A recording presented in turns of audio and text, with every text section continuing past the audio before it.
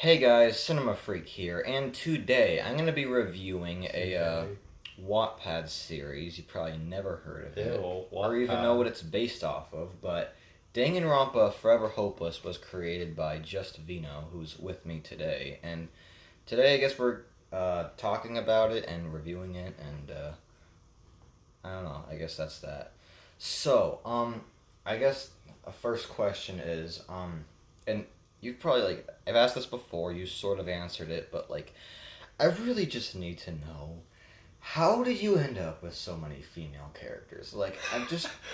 Did you not just think, okay, there's maybe a bit too many, I should probably just split them up a bit and get rid of some, add some. I'm not trying. I get most stuff have more males than females, but that's beside the point because there's by the beginning there's like 5 dudes and 17 chicks. So Unless you count the rewrites, yeah, where we added and then we got two more dudes added. yeah. I mean, you kill off women and you add more men, but So yeah, I have a Pepsi here. yeah. So if I'm being honest, and this is gonna make me sound like even more of a dumbass, but basically, I was on Pit Crew, which I originally used to make all the characters and stuff. Um, I lost count of all the students. I didn't plan this to be an actual Danganronpa game or a series, and I was planning on creating another series with those characters, and then I just lost track of how many female characters I made, and just made 80 of them. Yeah, that's about what I expected. Yeah. Okay, well, I think I just need to get that out of the way because that I still always hold a grudge against that because I still just can't remember all the characters. Like I can remember most of the males. You got Dante, Joseph, All right. I'm gonna pull it Ren, up. Cameron, but the woman, The women. the woman. So I'm gonna pull it up right here just so that we can use it for future reference. Ooh, it's the ending. So feel free to ask me the next question. Okay, well, I guess you should probably just explain a little bit more about what. I don't know, some people watch this may not even know what Danganronpa is in the first place or what your story is. So, first, I guess just explain what Danganronpa is and then what your story is. So Danganronpa is a visual novel horror series that involves death. Ooh. So 16 teenagers are trapped in a high school, forced by a knockoff Build-A-Bear reject thingy, and they're just forced to kill each other and to find out oh, who's the big mastermind. And it's pretty generic, and if I'm being honest, looking back on the series, it's definitely problematic, especially with how the creator treats some characters. We actually get development for some characters, but then they just fuck it up and stuff. I don't know if I would really recommend it. But with Forever Hopeless, I tried to change it a little bit. And yeah, that's all I can really say about it. So, essentially, it's just a different take on the story because each game is like a different set of kids, just like what this is. Yeah, it's supposed to be similar to fan games like Danganronpa Rebirth, which you can watch up on YouTube right now, even though it's canceled. And Super Danganronpa, another one and two, which was my main inspiration for Forever Hopeless, and you can even see that I even used some of the sprites, for Cameron, Jamie, Hilda, and who else? And Sarah Davis. Uh, Uh,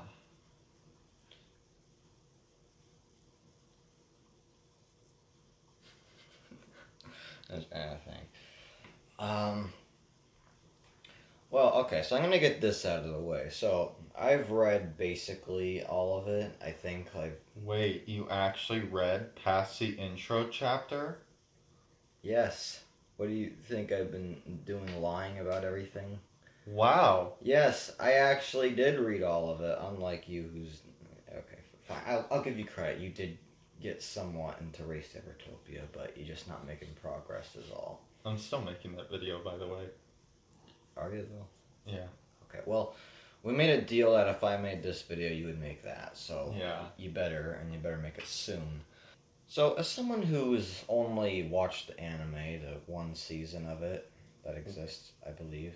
That's Trigger Happy Havoc, the first game. Yeah. So I never actually played the games or like watched much footage of it, but I'd say that Forever Hopeless is like, I guess for a fan writing it, it's actually a decent adaptation of it.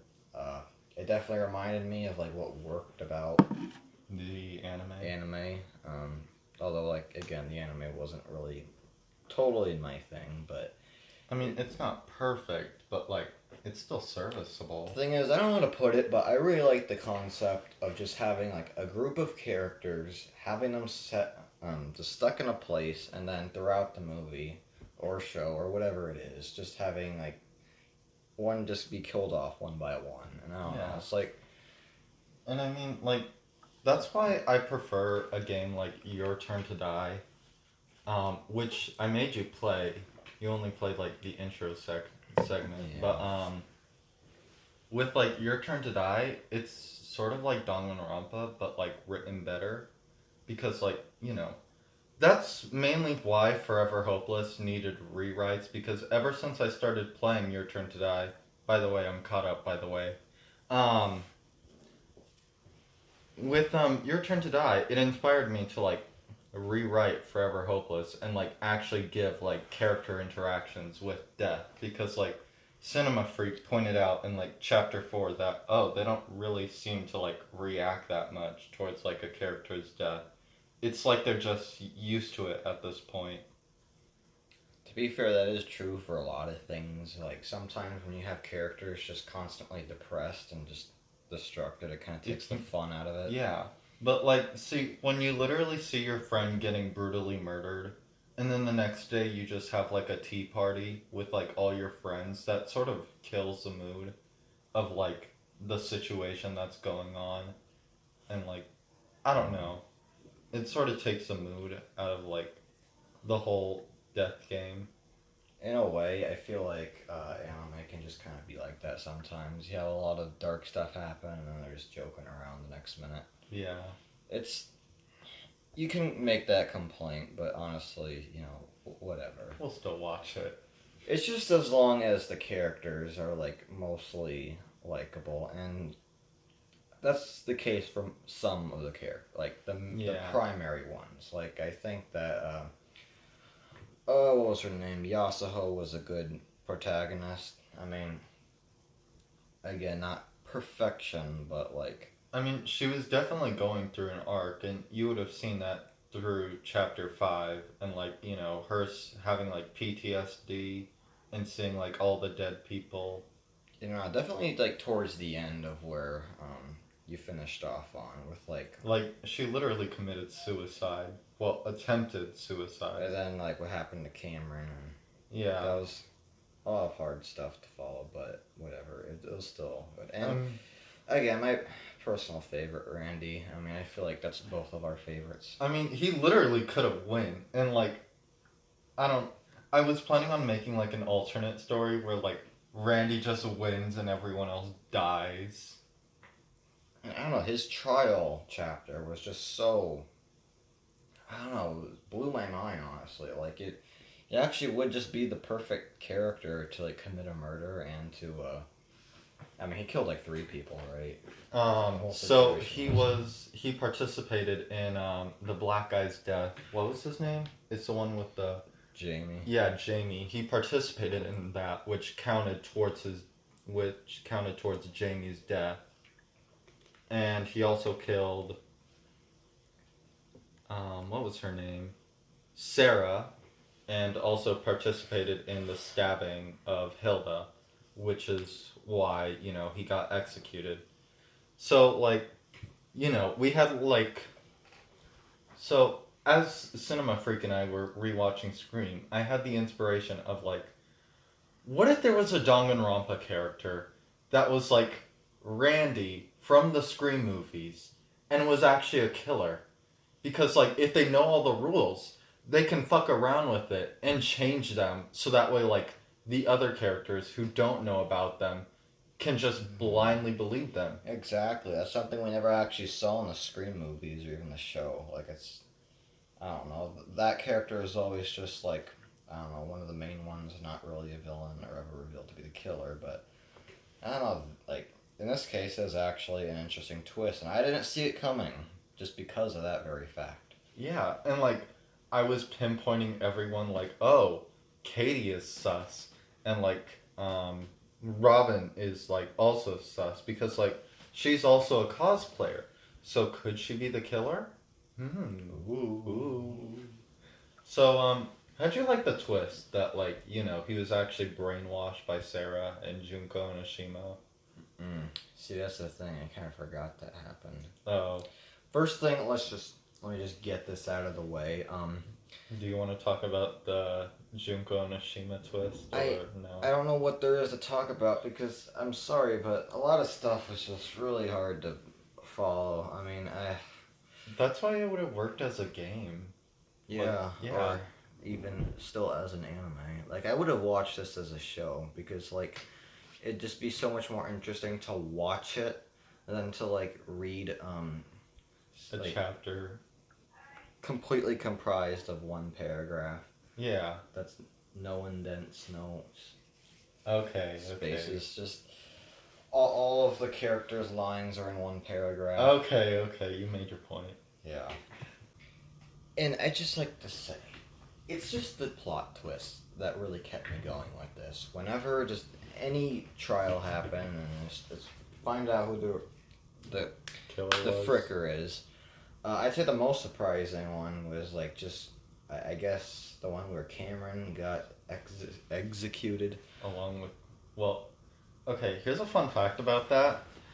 Originally I was supposed to have like Yasuho die for real, and then like Cameron was supposed to become the protagonist.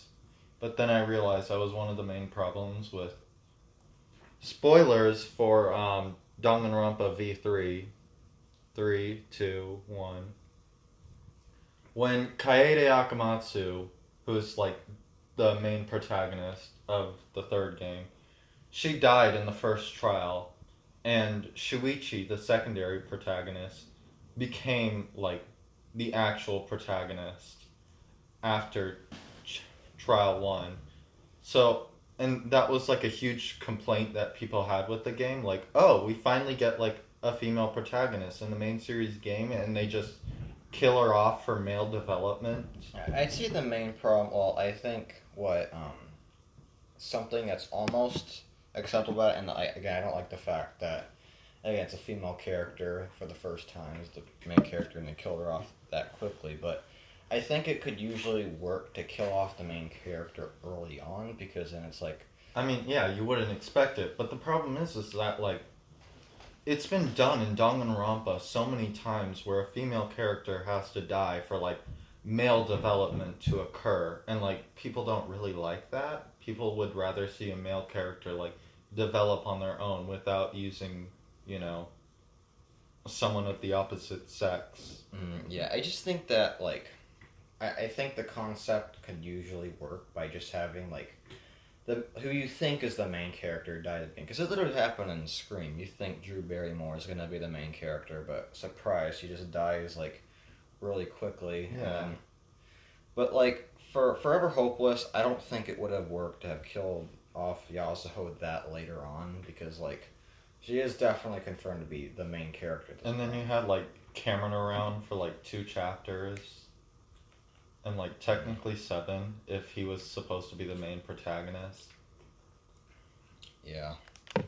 So, I don't know. I mean, I do think stuff like this, and again, I just need to go back to it, the Scream movies, I think they could have benefited from just more twisty stuff. But, like, if Danganronpa Forever Hopeless was a game, I would actually make it so, like, when you're in the trial, like, whatever dialogue, like, if you pick X dialogue option, then like you can trigger an event where Yasuho would die and you would play as Cameron, or if you click on Y trigger event, then like Cameron would die, just like the main Forever Hopeless story. I don't know, just like branching paths would make like Forever Hopeless like a really standout Danganronpa game. Yeah, it's always an interesting way to do games. I mean, it's literally like you got Telltale, which kind of does that concept. Yeah, but like, Rip in peace, Telltale. yeah. So, just gonna ask, what was the main struggles of writing Forever Hopeless? There were mainly two. As I stated at the beginning of this interview, again, I don't want to sound like an attention whore, but I am. Or like an attention seeker. Same thing. It was mainly trying to get people to read the story because like the same thing happened with like Guardians of Humanity, where we have people just only reading the intro chapter and like nothing else. And like, that was really unmotivating for me. And then when I asked for criticism on the story, I can't. I always had to go to you because like no one else read past like the intro page or chapter 1 in order to give me like feedback or something. And it gave me, I hate to get like really venti, but like it gave me like really bad anxiety because I felt like people hated my story, or like maybe I was a bad writer, maybe I'm writing Forever Hopeless wrong, or maybe I killed off a character someone liked and they don't want to talk to me because of it. I don't know. Way to take things personally. But like, it's that anxiety and like, with like the amount of people just only reading the intro page that really unmotivated me into like continuing Forever Hopeless, which was one of the main reasons why I didn't want to do it. And then like the whole format of Forever Hopeless, I think Danganronpa only works as a game instead of like some stupid fan fiction, because like you can see this shit play out for yourself. To be fair, nothing really works technically as fan fiction. Like, it would never truly be like a real thing. Yeah. That's actually like on the same level as the original. That's just not how fan fiction really works. But, again, what can we say? We're teenagers writing stories. They're not gonna be... Yeah, and like, another thing is that like, I always forgot about the characters, which is why Robin Hawk disappeared in like the second chapter for a while. And like, so many characters kept on disappearing, and then they reappeared. Yeah, well... See, that's the thing. There's a lot of characters. Yeah. If you haven't made that clear. But, onto what you said about, like, other people's thoughts and whether or not they care. One more thing. I'm gonna stop you right there. I know. I'm mean. I'm a bad bitch. Yeah. But, it was also, like, people saying, "Ew, Danganronpa, this fan base is trash. All you like to do is be a Kamida Kinney and cut off your fingers. Me, me, me, me, me."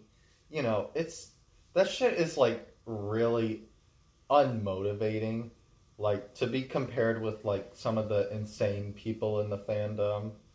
Like, even though there's, like, genuinely nice people in this fandom, but, like, the fact that we're being compared to, like, problematic individuals was, like, sickening. And then there was also people saying, I don't really watch Danganronpa, and like, I don't really know anything about Danganronpa, when I stated multiple times, like, you don't need to know Danganronpa just to get into Forever Hopeless. Like, you can just get into it. It's sort of like a beginner's It's sort of like a beginner's Danganronpa. Well, I do think that it's one thing to just choose not to read it just because you prefer not to. Like, it's perfectly fine. That's in your right. But to just complain about it just because someone wrote a story, it's just... There's no point to like, it. People were calling it bad just because it's fan fiction. Like, No. I mean, even basic fan fiction can be better than real stuff. Like, most Star Wars fanfics are better than, like, all of Star Wars. Basically, yeah. And, like, What If? Like, What If is essentially fan fiction. And I know you guys are gonna watch it. Like, don't lie to me. Precisely. But anyways, yeah, I just kind of want to say that having, like, communication with other people, like a friend or people online, definitely can help with the story. Yeah, and that's why I was only talking to you. Because, again, hate to get, like, into vent stuff. But, you're the only person that actually, like, read Forever Hopeless past the intro page and, like, you know, we actually had conversations about Forever Hopeless. And, like, it was so hard trying to talk to someone about the series. And I don't even know who read Forever Hopeless. And, like, you know, and when I asked for feedback, no one, like, talked to me or anything. Or, like, advice on something. Yeah. And I kind of hate to, like, change, like, the subject we're talking about, but, like, I had the same case with Race to Evertopia, but even at, like, a lesser extent, because, this guy didn't read most of that, but most of all, didn't have conversations about it. So, I have no idea what people would want from it. Like, I have nobody's feedback, and I'm already on the second book, and I'm just, in a way, I'm just kind of writing it for myself because, like, I have a You vision enjoy for the it? story. I enjoy mostly writing it, but I also just really enjoy coming up with the story and the characters and imagining what could happen, what could have been. And I don't know, that's what I mainly got out of it. It's not so much entertaining other people, but just, I don't know, writing something you enjoy. That's what matters.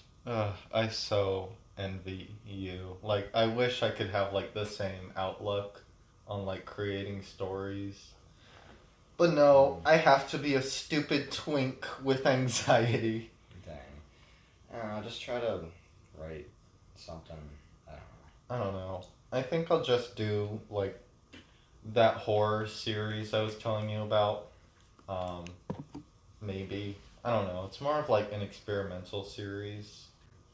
Alright, so one of the final things I'm going to ask is, because I know there's a lot of these, but what are some canceled ideas that you had for the ending? Some alternate executions and basically just other ideas that never happened. Alright, so I'm gonna split this up. So we're gonna talk about the ending of Forever Hopeless. So the canon one, because there's two of them, the canon one, well, it's canon to me, is the one where, like, the entire cast of Forever Hopeless, like, everyone in the killing game is the mastermind. And, like, you know, that's why Forever Hopeless best, and your favorite Dangonronpa game sucks. And basically, wouldn't they have erased their memories and Yeah, they basically did this to themselves? yeah, because, like, I don't know, because of, like, all the harassment they got just for, like, liking a series. I don't know. It was supposed to be a commentary on, like, how people, like, treat fan bases and, like, people who are a part of fan bases. I could just imagine if, like, there's some story about FNAF fans who were hated for liking FNAF, so they made real life FNAF and killed themselves with it. I mean, they all died in the end, so, like... I mean, it would have been unexpected. You would never expect that to actually happen in a story for anything, but I don't know. Again, I don't know. It sounds a little bit stupid, but, like... Oh, it is, but... Yeah, but, like... I don't know. I feel like that's sort of, like, the point we need to talk about with the internet. Like, people judge people like, you know, they're not even people and such. They're just cubes. Yeah. So, about the WandaVision ending, as I like to put it, Yasuho was supposed to be the mastermind and everyone else died. Dang, what didn't happen in WandaVision? Well, it was revealed to be, like, a TV set where they actually killed, like, real people. Okay. Yeah, so that was the WandaVision ending. Now for the actual canceled endings. This is where fan service gets stupid. So, I think this was a part of the Cameron route, but basically, in this version, Katie Ludington survives past chapter 4, and like they all go into the 6th trial. By the way, speaking of this route, uh, chapter 5 would have fucked up Joseph's development and like turned him into like a psychopath. Oh no, my favorite character. So you could have seen why. Like you can see why I scrapped the original chapter 5. Because like, you know, we like good boy Joseph. Did we? I forgot who he was and what he did again. Uh, Yeah, well. so about chapter 6, they were all gonna blame it on like Katie Ludington or Jose Chavez because like they're the two sus people and they never do anything and they're always gone. So, yeah. And just to be clear, Katie is the one who just randomly died despite, like, Yeah. everything she went through. Yeah. And only because I said, oh, Katie's so forgettable. No, because like here's the thing. While that is partially true, she mainly did that because like she didn't want to like be in the killing game anymore.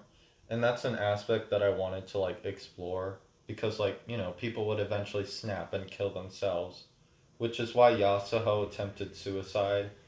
Like they all didn't want to be in the death game. And yeah. So, as I was saying, That's what we're saying. they were all going to be executed in chapter 6. And then fucking Makoto, Naegi, Byakuya Togami, and Kyoko Kirigiri from the first Dangonronpa game were all going to come in and save them from their executions. They were just going to shut off the power. But then, oh no, it looks like Katie actually killed herself in her execution. See, that's when it really does begin to sound like fanfiction. Yeah. And then it's revealed that Junko Onishima is like alive and shit. Personally, I would have not included characters from other games. Yeah, that's why I got rid of it and just had it be like a beginner levels Danganronpa. So that way, like, oh, if you're new to Danganronpa or you don't like Danganronpa and you want to see what like, I don't like it. or if you just want to see what it's about, yeah, Forever Hopeless was supposed to be like an entry level for the series. And then there was another ending. So Melody Diana, this was supposed to be connected to the Danganronpa universe instead of our universe. So basically, Melody Diana is like Junko Onishima's lesbian lover, and like they canonically made out Ew. and shit. And like then she was gonna like start Junko posing and start twerking and some shit, and it was like, yeah, it was just gonna end the same way as every other Danganronpa game was, and like then the ending was supposed to be, are we in the Danganronpa world or are we in the real world? Yeah. Again, that's the confusing part. Yeah. So for canceled executions, I had a lot for chapter 4.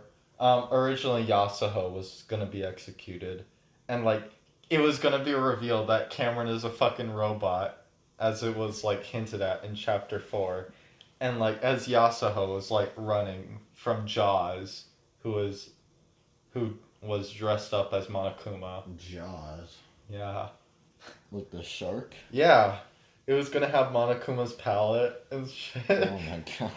So as it was chasing down Yasuho, as it bit off her arm, her left arm, Cameron was revealed to be a robot.